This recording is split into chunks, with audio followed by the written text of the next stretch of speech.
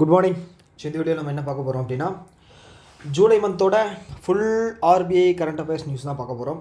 So இது வந்து பார்த்திங்க அப்படின்னா ஆர்பிஐயோட அஃபிஷியல் வெப்சைட்டில் மந்த்லி பப்ளிகேஷன் இருக்கு இல்லையா, ஸோ அதில் தான் எடுத்தேன். MICR ரிப்போர்ட் இருக்கு இல்லையா, அதுதான். ஓகே, ஸோ கம்ப்ளீட்டாக இது வந்து பார்த்தலாம் என்னென்னு. ஸோ ஃபஸ்ட் நியூஸ் என்ன அப்படின்னா ப்ரீ க்ளோசர் சார்ஜஸ் இருக்கு இல்லையா. ஸோ அதாவது ஒரு பேங்க் இண்டிவிஜுவல் கிட்டேயோ இல்லை வந்து பார்த்தீங்க அப்படின்னா ஒரு என்ன சொல்கிறது, ஒரு கம்பெனிக்கோ வந்து லோன் தர்றாங்க அப்படின்னு வச்சுக்கோங்களேன். ஸோ அதுக்கு ஒரு டைம் பீரியட் இருக்குது, ஓகேங்களா. மாதம் இஎம்ஐ அப்படிங்கிறது கட்டணும். அந்த மெச்சூரிட்டி பீரியடுக்கு முன்னாடியே நாங்கள் வந்து ஃபுல் அமௌண்ட்டு பே பண்ணுறோம் அப்படின்னு வரும்போது பேங்க் என்ன பண்ணுவாங்க அப்படின்னா அவங்க மேலே கொஞ்சம் இன்ட்ரெஸ்ட் அப்படிங்கிறது அதிகமாக போடுவாங்க. அது பேர் வந்து எக்ஸ்ட்ரா சார்ஜ். முன்னாடியே நீங்கள் வந்து டைம் முடியறதுக்கு முன்னாடியே நீங்கள் வந்து க்ளோஸ் பண்ணுறீங்க அப்படின்னா நாங்கள் சம் அமௌண்ட் ஒரு ஃபைன் மாதிரி வச்சுங்களேன், அதை வந்து போடுவோம். Pre closure charges. Okay, maturity முடியறதுக்கு முன்னாடி ஃபுல் அமௌண்ட் பே பண்ண வரீங்க அப்படின்னா ப்ரீ க்ளோசர் சார்ஜஸ் அப்படின்னு சொல்லி போடுவாங்க. ஸோ அதுதான் வந்து இப்போது டைரக்ஷன்ஸ் வந்து ரிலீஸ் பண்ணியிருக்காங்க. யார் அப்படின்னா ஆர்பிஐ. ஸோ அதை பற்றின இதுதான் வந்து இந்த நியூஸை பார்க்க போகிறோம். ஸோ என்ன அப்படின்னா ஃபஸ்ட்டு ஓகே ஒரு நிமிஷம் இது மட்டும் சேஞ்ச் பண்ணிக்கிறேன். ஓகே, நான் முக்கியமானதை மட்டும் ரீட் பண்ணிவிட்டு அதில் இருக்கிற கண்டென்ட்டை மட்டும் நான் உங்களுக்கு கிறிஸ்பாக சொல்ல பார்க்குறேன், ஓகேவா.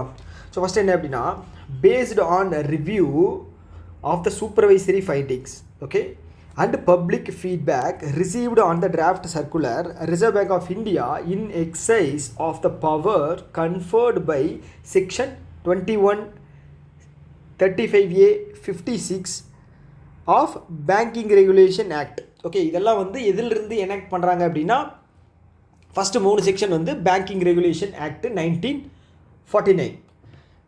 செக்ஷன் என்னென்ன 21. ஃபஸ்ட் 21 என்ன அப்படிங்கிறது என்ன அப்படிங்கிறது தெரிஞ்சுக்கணும். ஸோ இந்த செக்ஷன் என்ன பண்ணுது அப்படின்னா ஆர்பிஐக்கு வந்து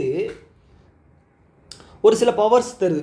எதுக்கு அப்படின்னா இப்போ பேங்க் இருக்கு இல்லையா, பேங்க் வந்து லோன்ஸ் கொடுக்குறாங்க இல்லையா, அதை வந்து கண்ட்ரோல் பண்ணுறது. நீங்கள் இவ்வளோதான் கொடுக்கணும், ஸோ இந்த செக்டருக்கு தான் போகணும், ஸோ இந்த அளவுக்கு உங்களோட குவாலிட்டி இருக்கணும், ஸோ அப்படிங்கிற ஒரு என்ன சொல்கிறது, ஸோ இந்த ப்ராசஸை வந்து கண்ட்ரோல் பண்ணுறதுக்கான பவரை வந்து கொடுக்குற செக்ஷன் தான் வந்து இந்த செக்ஷன் 21.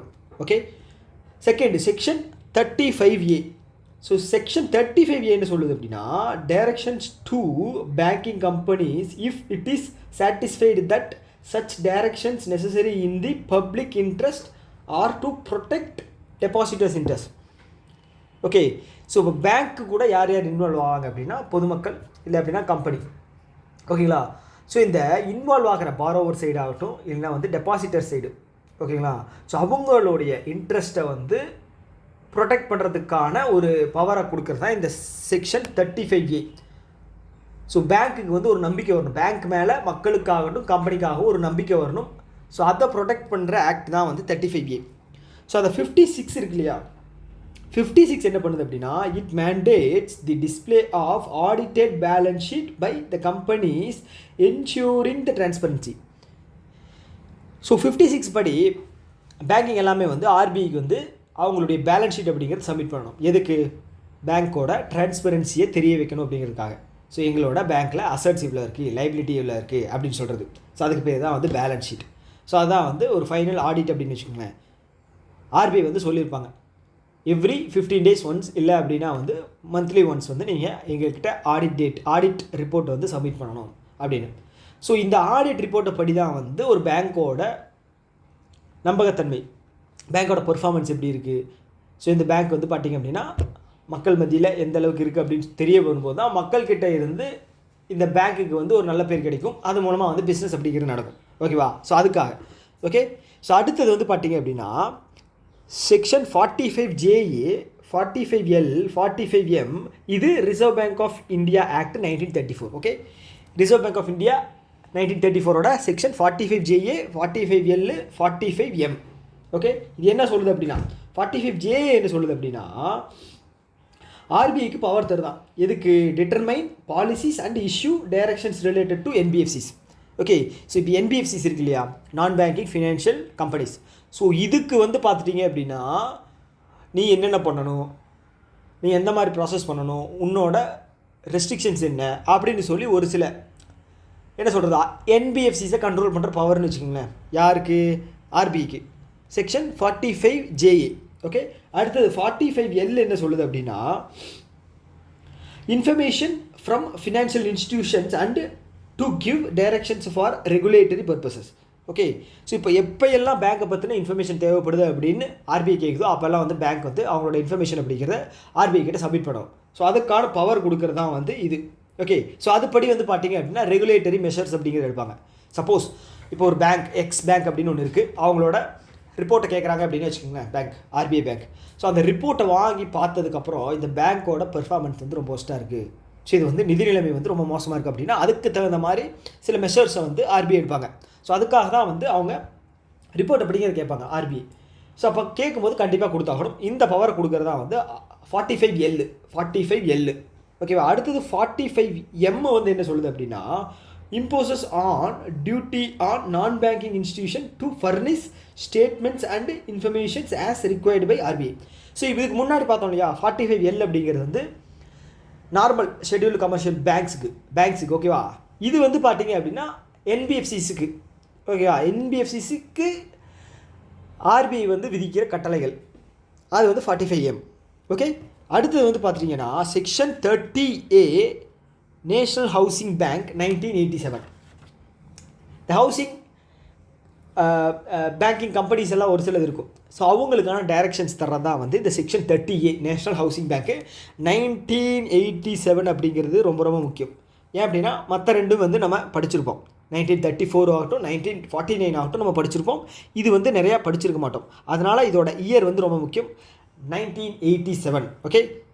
National housing bank 1987. ஓகேவா. கிளியர் தானே? ஓகே. அடுத்து பார்ப்போமா? ஓகே. அடுத்து என்ன சொல்கிறாங்க அப்படின்னா, இந்த ப்ரீ க்ளோசர் சார்ஜஸ் இருக்கு இல்லையா, இதில் பண்ணின சேஞ்சஸ் வந்து எப்போ இருந்து அப்ளிகபிள் அப்படின்னா ஜனவரி 1, 2026 இருந்து அப்ளிகபிள். ஓகே. ஜனவரி 1, 2026 இருந்து அப்ளிகபிள். ஓகேவா. ஸோ இது யாருக்கு அப்ளிகபிள் அப்படின்னா, தீஸ் டைரக்ஷன்ஸ் யார் கொடுக்க போகிற directions okay shall apply to all commercial bank. Okay. Excluding payment bank. எல்லா பேங்க்குக்கும் அப்ளிகபிள்.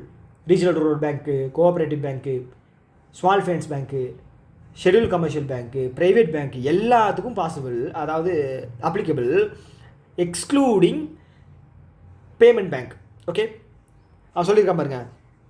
ஃபஸ்ட்டு கமர்ஷியல் பேங்க்குக்கு, கோஆப்ரேட்டிவ் பேங்க்கு, என்பிஎஃப்சிக்கும் applicable, all India financial institutions இவங்களுக்கும் அப்ளிகபிள். ஓகே.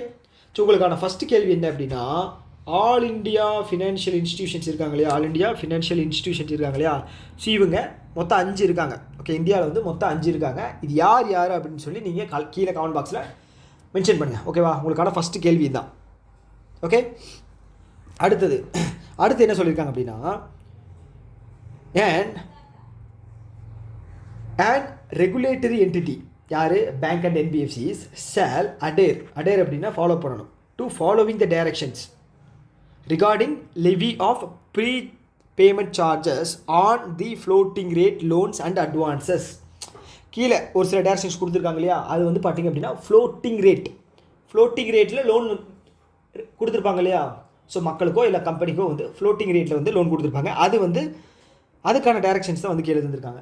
ஓகே. ஸோ ஏன் வந்து வெறும் ஃப்ளோட்டிங் ரேட்டுக்கு தர்றா டைரக்ஷன்ஸ் வந்து தந்திருக்காங்க அப்படின்னா, ஃபிக்ஸட் ரேட் அப்படிங்கும்போது நமக்கு வந்து பார்த்தீங்க அப்படின்னா பேங்க் வந்து பார்த்தீங்க அப்படின்னா ஃபிக்ஸ்டு இன்கம் வரும். அதை வச்சு வந்து பார்த்துட்டிங்க அப்படின்னா அவங்க ஃபர்தர் ஃப்யூச்சருக்கு தகுந்த மாதிரி அவங்க வந்து பிளான் அப்படிங்கிறத வச்சுக்கலாம். ஓகே. மந்த்லி இவ்வளோ வந்துட்டுருக்கு, ஸோ இதை வச்சு நம்ம வந்து இவ்வளோ பர்சன்டேஜ் வந்து லோன் அப்படிங்கிறத நம்ம ரிலீஸ் பண்ணலாம் அப்படின்னு ஒரு பிளான் இருக்கும். ஃப்ளோட்டிங் ரேட் இன்ட்ரெஸ்ட் அப்படிங்கிறது இது வந்து சேஞ்ச் ஆகிக்கிட்டே இருக்கும். Okay. According to changes in repo rate, அப்புறம் வந்து பார்த்தீங்க அப்படின்னா ஸோ நிறைய ஃபேக்டர்ஸ் இருக்குது. ஸோ அதைப்படி சேஞ்ச் ஆகிக்கிட்டே இருக்கும். அப்போ வந்து ஒரு நிலையான சோர்ஸ் அப்படிங்கிறது யாருக்கு பேங்க்குக்கு வராது. ஸோ அப்போ வந்து அதில் வந்து சேஞ்சஸ் வந்து பண்ணியிருக்காங்க. ஓகே. ஃப்ளோட்டிங் ரேட்டில் லோன் கொடுத்தீங்க இல்லையா, அதில் வந்து ப்ரீ க்ளோசர் பண்ண வர்றாங்க அப்படின்னா அதுக்கான இன்ஸ்ட்ரக்ஷன் தான் வந்து தந்திருக்காங்க. ஓகே. பாப்போமா? ஓகே. ஃபஸ்ட் என்ன சொல்லியிருக்காங்க அப்படின்னா, for all loans granted. Okay. All loans granted கொடுத்த எல்லா லோனுமே for purpose other than the business. Business இல்லாமல் 2 இண்டிவிஜுவல்ஸ் யாருக்கு, தனிநபருக்கு, with or without co applicants. Okay, இது வரைக்கும் படித்தோம் இல்லையா? இதுக்கு மீனிங் என்ன அப்படின்னா, ஒரு பேங்க்கு லோன் கொடுத்துருக்காங்க இல்லையா? ஓகே, ஸோ அது வந்து பார்த்துட்டிங்க அப்படின்னா வேறு எதுக்கும் இல்லாமல் வெறும் தனிநபருக்கு மட்டும். ஓகே, ஒரு கம்பெனி லோன் வாங்குது அப்படின்னா அந்த கம்பெனிக்கு இதில் கிடையாது, இந்த இதில் கிடையாது. ஓகேங்களா? வெறும் தனிநபருக்கு பிஸ்னஸ் காரணங்கள் இல்லாத, ஓகே, பிஸ்னஸ் பர்பஸ் இல்லாமல் தனிநபர் லோன் வாங்கியிருப்பாங்க இல்லையா? ஸோ யோசிக்கலாம் என்னென்ன லோன் அப்படின்னு. கார் லோன் வாங்கினாலும் அது இதுதான். அப்புறம் வந்து பார்த்தீங்கன்னா ஹோம் லோனும் வரும், அதுக்கப்புறம் பர்சனல் லோனும் வரும். ஸோ இது எல்லாமே வந்து பார்த்திங்க அப்படின்னா பிஸ்னஸ் பர்பஸ் இல்லாமல் ஒரு தனிநபர் வாங்கக்கூடிய லோன். கரெக்டாக? ஓகே ஓகே, அந்த லோனுக்கான இதுதான் சொல்லியிருக்காங்க. இந்த with or without co applicant அப்படிங்கிறது, இப்போது தனிநபர் வாங்குறாரு இல்லையா? ஸோ அவர் வந்து தனிநபர் அப்படின்னு சொல்லி வாங்கலாம். இல்லை அப்படின்னா வந்து ஒரு 4 பேர் கூட்டாக சேர்ந்துக்கிட்டு இவரோட தலைமையில் லோன் வாங்கலாம். ஓகே, அதுதான் with or without co applicant. Without co applicant அப்படின்னா single person. With co applicant அப்படின்னா ஒரு 4-5 பேர் சேர்ந்து வாங்குறது அப்படின்னு வச்சுக்கோங்க. ஓகே, அதுக்கு என்ன சொல்லியிருக்கு அப்படின்னா, and regulatory entities shall not levy pre-closure charges. அது எவ்வளோ ரூபாய் இருந்தாலும் சரி, அதுக்கு மேலே வந்து ப்ரீ-க்ளோசர் சார்ஜஸுக்கு ஃபைன் அப்படிங்கிறது போடக்கூடாது அப்படின்னு சொல்லியிருக்காங்க. ஓகே, நான் இண்டிவிஜுவல், நான் ஹோம் லோன் வாங்குறேன் அப்படின்னு வச்சுக்கோங்களேன். ஒரு 50 லட்சம் வாங்கியிருக்கேன் அப்படின்னு வச்சுக்கோங்களேன். நான் போய் பேங்க் கிட்ட ஃப்ளோட்டிங் ரேட்டில் வாங்கியிருக்கேன். நான் பேங்க் கிட்ட வந்து 1 வருஷத்துக்கு அப்புறம் நான் வந்து மொத்தமாக அடைக்கிறேன் அப்படின்னு போய் நிற்கும்போது பேங்க் வந்து என்ன சொல்லணும் அப்படின்னா, ஓகே நீங்கள் அடைச்சிருங்க, ஆனால் நான் கேட்பேன் ஏதாவது ஃபைன் கட்டணுமா சார்? ஏன்னா நான் முன்னாடியே ஃபுல் அமௌண்ட்டு பே பண்ணுறேன், ஃபைன் எதாவது கட்டணுமா அப்படின்னு கேட்டால் அவங்க என்ன சொல்லுவாங்கன்னா, இல்லை சார், நீங்கள் ஒரு தனிநபர், நீங்கள் லோன் வாங்கியிருக்கீங்க, அதனால் நீங்கள் வந்து ஃபைன் எதுவும் கட்ட வேண்டியதில்லை. இப்போ தான் ரீசெண்டாக ஆர்பிஐ வந்து இது பண்ணியிருக்காங்க, ரூல்ஸ் அப்படிங்கிறத கொண்டு வந்திருக்காங்க, அதனால் சந்தோஷமாக கட்டிட்டு போங்க சார் அப்படின்னு பேங்க் சைடில் சொல்லுவாங்க. ஓகேவா? ஓகே, இது கிளியர். அடுத்தது, for all loans granted for business purpose. Okay, முன்னாடி அதர் தென் பிஸ்னஸ் பார்த்தோம். இது வந்து business purpose to individuals and MSC. MSC அப்படிங்கிறது medium small enterprises. Okay, medium இல்லை, மைக்ரோ ஸ்மால் என்டர்பிரைசஸ். ஓகேவா? ஸோ அவங்களுக்கு with or without co applicant. Okay, தனியாகவோ இல்லை கூட்டாகவோ வாங்கியிருந்தாங்க. அதுக்கு மீனிங் அதுதாங்க, எக்ஸாக்ட் வார்த்தை வந்து தனியாகவோ இல்லை கூட்டாகவோ. ஓகே, யார்? Micro small enterprises or individual. Okay, வாங்கியிருந்தா அவங்களுக்கான கைட்லைன்ஸ் தான் இந்த 1, 2. ஓகே, பார்ப்போமா என்ன கைட்லைன்ஸ் அப்படின்னு. என்ன சொல்கிறாங்க அப்படின்னா, இதில் வந்து யார் யாருக்கு அப்ளிகபிள் அப்படின்னா கமர்ஷியல் பேங்க். ஓகே, கமர்ஷியல் பேங்க்கில் வந்து இவங்கெல்லாம் கிடையாது. யார் யார் கிடையாது? ஸ்மால் ஃபினான்ஸ் பேங்க் கிடையாது, ரீஜனல் ரூரல் பேங்க் கிடையாது, லோக்கல் ஏரியா பேங்க் இவங்களே இல்லை. மற்ற எல்லா கமர்ஷியல் பேங்க்கும் வரும். ஓகே ஓகே, அடுத்தது வந்து பார்த்தீங்கன்னா அப்படின்னா Tier 4 பிரைமரி அர்பன் கோஆப்ரேட்டிவ் பேங்க்கும் உள்ளடக்கம். ஓகே, ஃபஸ்ட்டு யார்? Commercial bank. ஓகேங்களா? கமர்ஷியல் பேங்க்கில் ஒரு சில பேங்க் இல்லை, அதை நம்ம பார்த்துட்டோம். அதுக்கப்புறம் இன்க்ளூட் யார் அப்படின்னு பார்த்தீங்கன்னா Tier 4 primary urban cooperative bank. Okay, இந்த Tier 4 அப்படிங்கிறது என்னென்னு நீங்கள் தெரிஞ்சுக்கணும். ஓகேவா? Tier 4 அப்படிங்கிறது என்னென்னா, இப்போ கோஆப்ரேட்டிவ் பேங்க் இருக்குது இல்லையா, அர்பன் கோஆப்ரேட்டிவ் பேங்க். ஸோ இதை வந்து ஒரு 4 கேட்டகரியாக பிரிப்பாங்க. ஓகே, என்ன அப்படின்னா Tier 1, 2, 3, 4 based upon the deposit on the bank. இந்த 4 கேட்டகரியாக பிரிக்கிறாங்க. ஃபஸ்ட்டு கேட்டகரி என்ன அப்படின்னா 0 to 100 crore, up to 100 crore. ஓகேங்களா? Up to 100 crore. செகண்ட் வந்து பார்த்தீங்க அப்படின்னா 100 crore to 1000 crore. தேர்ட் வந்து பார்த்தீங்க அப்படின்னா 1000 crore to 10,000 crore. ஓகே, அதுக்கப்புறம் எபவ் 10,000 crore ப்ளஸ் இருக்கிற. அப்போ நமக்கு என்ன சொல்லியிருக்காங்க அப்படின்னா, இதில் Tier 4 அர்பன் கோஆப்ரேட்டிவ் பேங்க் வந்து இன்க்ளூடு அப்படின்னு சொல்லியிருக்காங்க. அப்படின்னா அதோட டோட்டல் டெபாசிட்டுங்க, டோட்டல் டெபாசிட் 10,000 கோடி மேலே இருக்கணும். ஓகே, அந்த பேங்க் தான் இதில் இன்க்ளூட், இதில் இந்த கேட்டகரியில். அதுக்கப்புறம் இன்னொன்று என்ன சொல்லியிருக்காங்க அப்படின்னா, அண்ட் NBFC UL அப்படின்னு என்ன, அப்பர் லேயர். ஓகே, NBFCனா நான் பேங்கிங் ஃபினான்ஷியல் கம்பெனி, இதோட அப்பர் லேயர். ஓகே, அப்போ லேயரில் வந்து பார்த்தீங்க அப்படின்னா 4 லேயர் இருக்குது. ஓகேங்களா? என்ன அப்படின்னா upper layer, top layer, middle layer, lower layer. Okay, இது வந்து பார்த்தீங்க அப்படின்னா NBFCக்கு முன்னாடி பார்த்தது அர்பன் கோஆப்ரேட்டிவ் பேங்க்கு. ஓகே, ஸோ இது எப்படி அப்படின்னா, இந்த மிடில் லேயர் இருக்கு இல்லையா, ஸோ இவங்க வந்து பார்த்தீங்க அப்படின்னா 1000 கோடிக்கு மேலே இருக்கிற அசட், 1000 கோடிக்கு மேலே இருக்கிற அசட் வேல்யூ. அசட் அப்படின்னா லோன்ஸ் தான். ஸோ இந்த பேங்க் தான் வந்து middle layer plus upper layer அப்படின்னு சொல்லி வைப்பாங்க. ஓகேவா? இது வந்து பார்த்தீங்க அப்படின்னா ஆர்பிஐ வந்து அசர்ட்டோட குவாலிட்டியை பொறுத்து தான் வந்து ஆர்பிஐ வந்து ஃபிக்ஸ் பண்ணுற ஒரு இது. ஓகேங்களா? இது middle layer and upper layer பேங்க்கை, என்பிஎஃப்சிஸை. ஓகேவா? ஸோ இதில் உங்களுக்கு செகண்ட் கேள்வி என்ன அப்படின்னா, ஆர்பிஐ ஃபிக்ஸ் பண்ண என்பிஎஃப்சிஸ் அப்பர் லேயரில் எவ்வளோ இருக்குது? ரீசெண்ட் நியூஸ் வந்தால் தான். ஓகே, எவ்வளோ இருக்குது அப்படிங்கிறத நீங்கள் செகண்ட் கேள்வி. ஓகே, ஆர்பிஐ ஃபிக்ஸ் பண்ண அப்பர் லேயரில் இருக்கக்கூடிய என்பிஎஃப்சிஸ் எவ்வளோ இருக்குது அப்படின்னு சொல்லி நீங்கள் கீழே கமெண்ட் பாக்ஸில் சொல்லணும், மறக்காமல் சொல்லணும். ஓகேவா?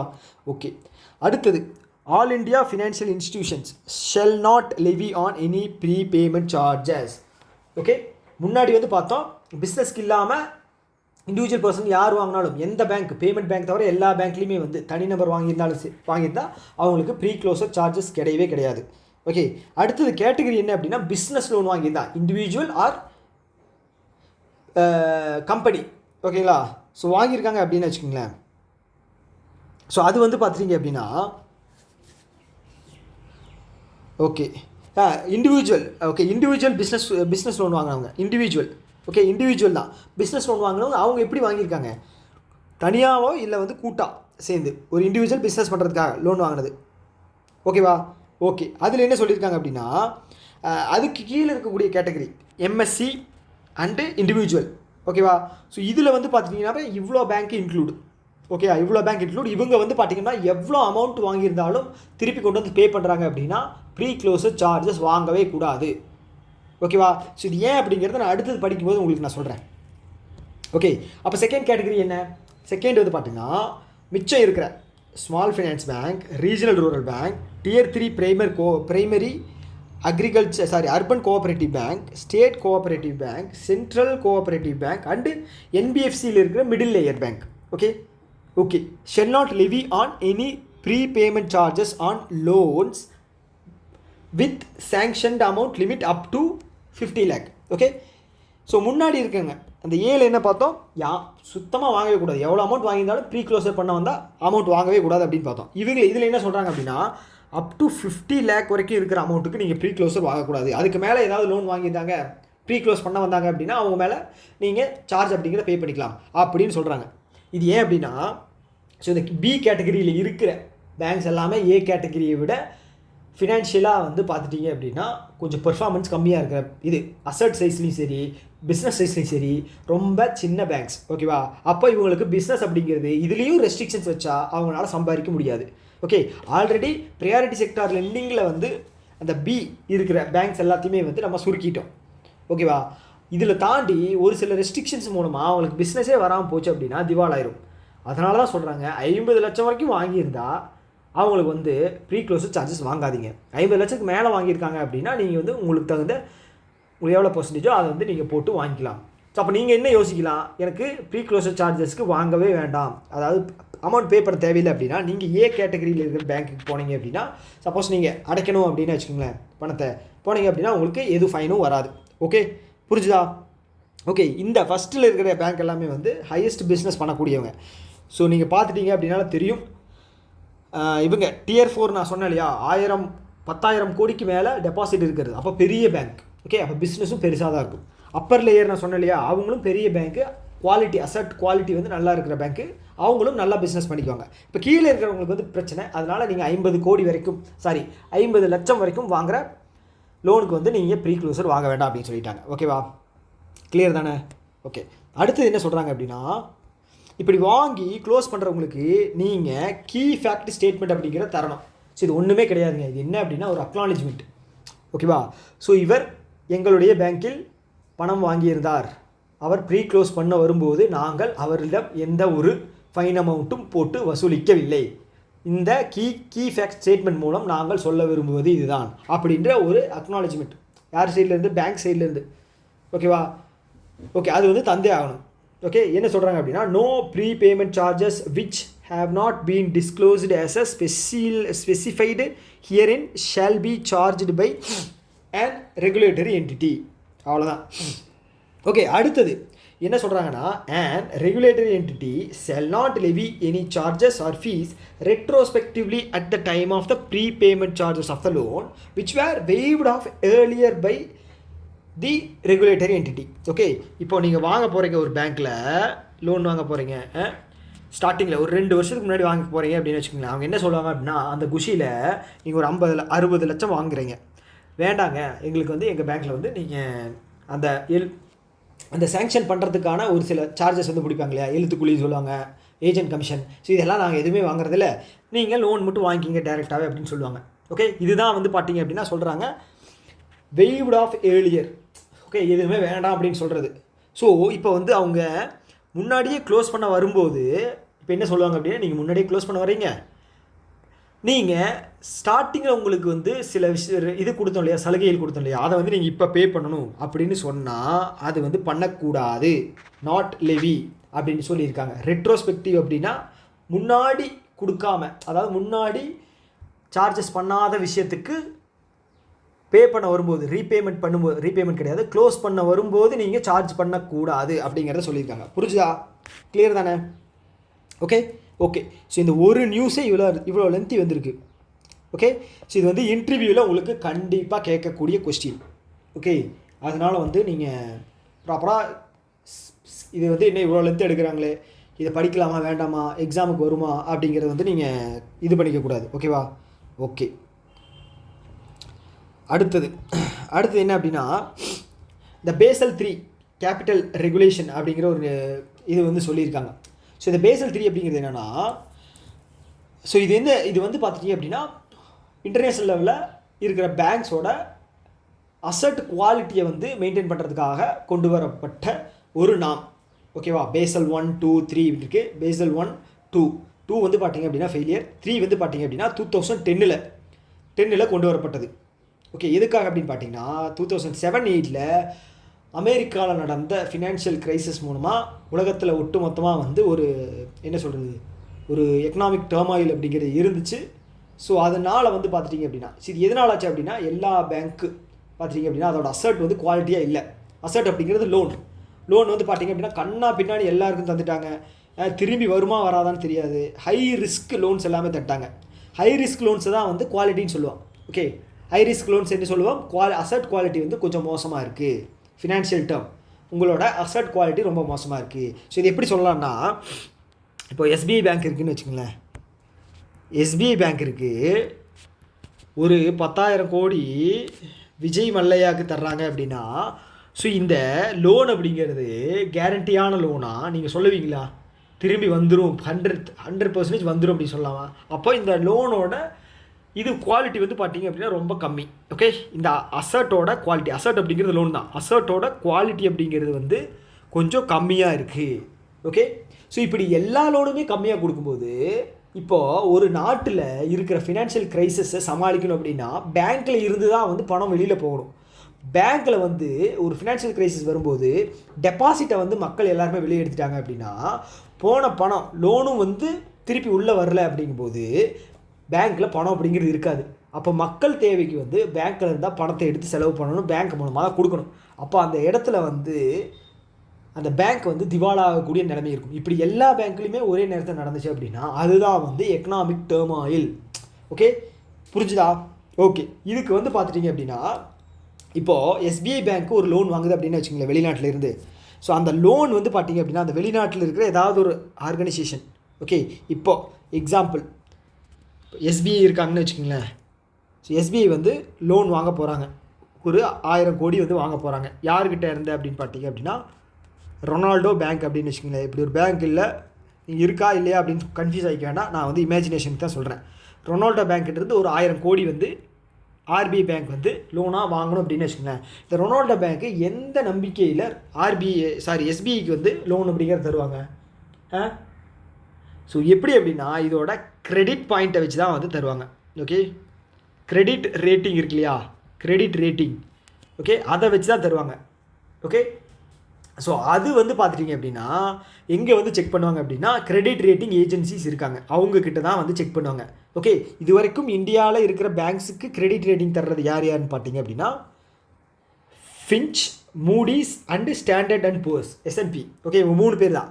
இப்போ நியூஸ் என்ன அப்படின்னா, இப்போது அடிஷ்னலாக இன்னொருத்தங்களை வந்து இதில் ஆட் பண்ணியிருக்காங்க. அவங்க யார் அப்படின்னா கேரேஜ் குளோபல் IFSC லிமிடெட். இவங்களும் இப்போ வந்து பேங்க்குகளுக்கு ரேட்டிங் கொடுத்துக்கலாம். அந்த ரேட்டிங்கை வச்சு எக்ஸ்டர்னலாக வரக்கூடிய லோன்ஸை வந்து கம்பெனிஸ் வந்து கொடுப்பாங்க. ஓகே, புரிஞ்சுது இல்லையா? கிளியர் தானே? ஓகே, ஸோ அதுதான் வந்து இதில் சொல்லியிருக்காங்க. ஓகே, இப்போது உங்களுடைய லோன், அதாவது SBIயோட லோன் வந்து சப்போஸ் AAA ரேட்டிங்கில் இருக்குது அப்படின்னு வச்சுக்கோங்களேன். அதோட ரிஸ்க்கு வெயிட் வந்து பார்த்தீங்க அப்படின்னா 20%. அதோட அசர்ட் ரிஸ்க் வந்து பார்த்தீங்கன்னா, லோன் ரிஸ்க் வந்து பார்த்தீங்க அப்படின்னா 20% தான். ஓகே, அப்போ வந்து லோ ரிஸ்க் தான், பரவாயில்ல, இந்த கம்பெனி நல்லா தான் இருக்குது அப்படின்னு சொல்லாங்க. அதுக்கப்புறம் AA 30%. ஏ அப்படின்னா வெறும் ஏன்னா 50. அப்போ 20 + 10 30, 30 + 20 50. இது கேட்குறதுக்கு வாய்ப்பு இருக்குது எக்ஸாமில்.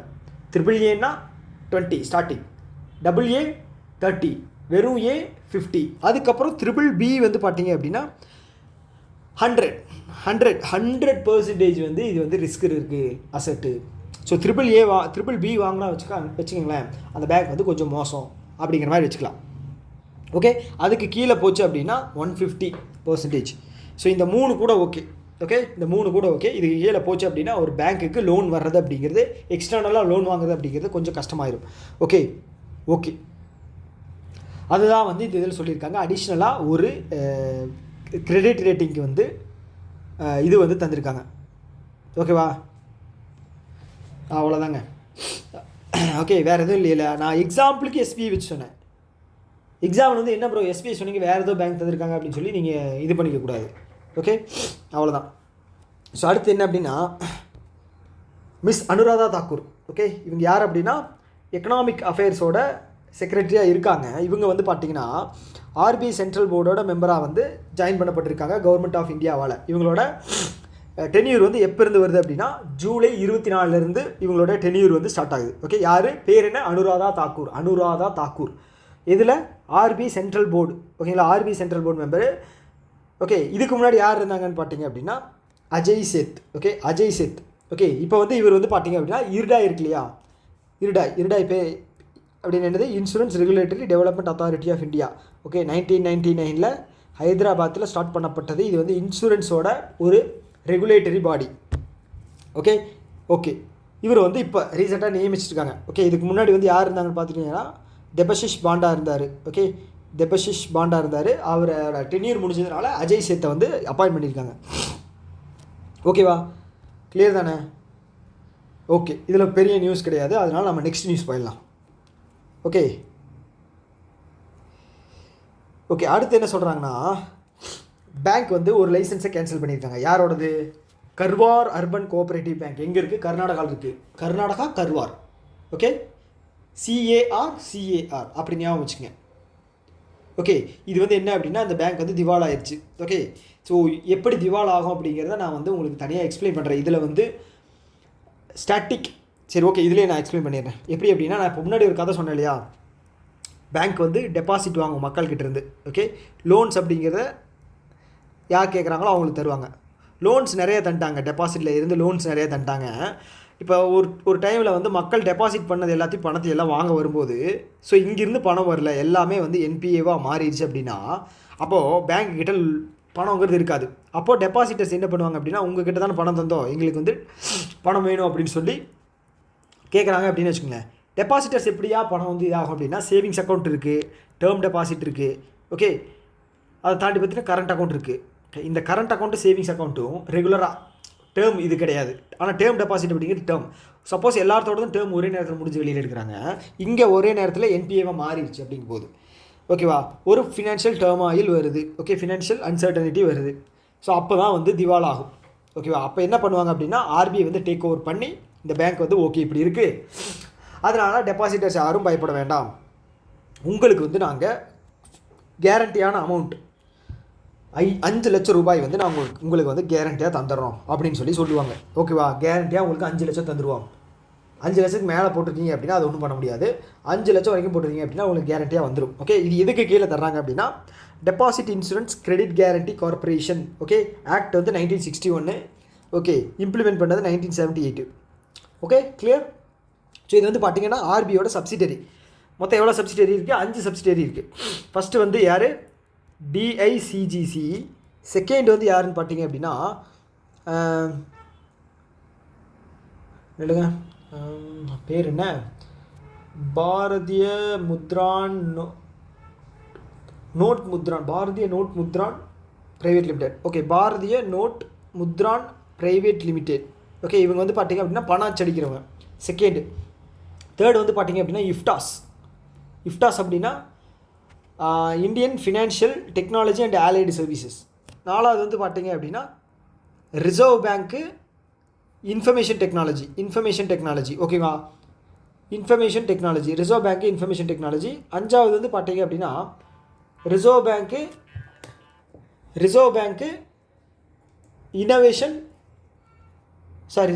Innovation hub. Okay, reserve bank innovation hub. இதுதான் லாஸ்ட்டாக இது பண்ணது 2022. ஓகேவா, 2022. ஓகே. ஸோ இப்போ என்ன விஷயம் அப்படின்னா 5 லட்சம் அப்படிங்கிற கேரண்டியான அமௌண்ட் அப்படிங்கிறது உங்களுக்கு வந்துடும். ஓகேவா? ஓகே, இது வந்து பார்த்துட்டிங்க அப்படின்னா டேக் ஓவர், ஆர்பிஐ வந்து டேக் ஓவர் பண்ணது வந்து பார்த்தீங்கன்னா ஜூலை 23 வந்து இதை டேக் ஓவர் பண்ணியிருக்காங்க. ஓகேவா? ஸோ இப்போது இந்த 5 லட்சம் அப்படிங்கிறது 92% இருக்கு இல்லையா பேங்க் டெபாசிட்டர்ஸ், அவங்களுக்கு வந்து கேரண்டியாக போயிடும் 92.90. ஓகே, இதுக்கு வந்து ஆல்ரெடி இருந்த ப்ரொவிஷன் இருக்கு இல்லையா பேங்க், அதாவது வந்து ஆர்பிஐ கிட்ட டெபாசிட் பண்ண அமௌண்ட்டு ப்ளஸ் வந்து பார்த்தீங்க அப்படின்னா எஸ்எல்ஆராக வச்சுருப்பாங்க இல்லையா, ஸ்டாச்சுட்டரி லிக்விடிட்டி ரேஷியோ. ஸோ அதுபடி வந்து எடுத்து கொடுத்துருவாங்களாம். ஓகே, ஸோ அது வந்து பார்த்துட்டிங்க அப்படின்னா செக்ஷன் 18A டிஐசிஜிசி ஆக்ட் 1961 படி எல்லாருக்கும் கிடச்சிடும். ஓகேவா, எல்லாருக்கும் கிடச்சிடும்.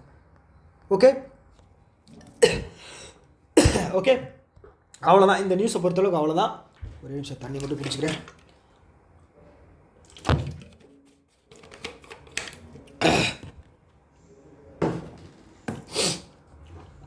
ஓகே, அடுத்து என்ன அப்படின்னா review of citizens charters of Reserve bank of India. So இது என்ன அப்படின்னா